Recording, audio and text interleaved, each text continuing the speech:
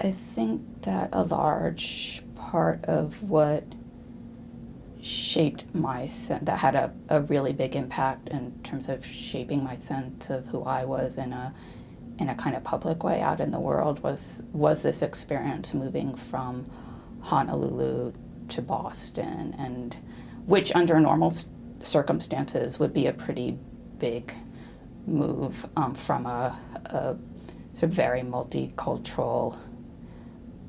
community that was largely Asian Island Pacific. So I felt like there are a lot of people who were a lot like me, to a city on the east coast of the United States where the sort of racial and ethnic background is mixed, and the whole history is mixed, and the different kinds of institutions are the institutions are quite different than in Honolulu. But at the time when we moved in January 1973, besides being in the middle of winter, Boston was going through a very difficult period of integrating the public school system. And so the racial politics in the city were very, very tense, and everything was kind of defined in terms of black and white in a way that I'd never experienced before and didn't really understand. And so the way that people treated you, or the kind of assumptions that people made about you, had to do with how they,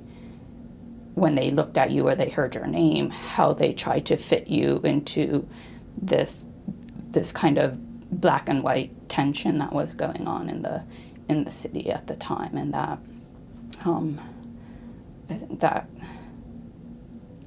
that really had a big impact on how I thought about myself and who I was in the world. I think because I wasn't really white, but wasn't really black, and because people had a very difficult time figuring out who I was and how they wanted to place me, and sometimes it had to do with just assumptions they made, I think it made me very sensitive to how people kind of got defined in those circumstances and how they were treated because of the way that they got defined. And I think that made me feel a real affinity towards different, when I got to college, different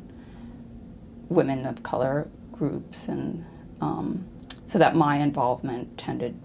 to be sort of social and community involvement with groups that had to do with specifically women of color.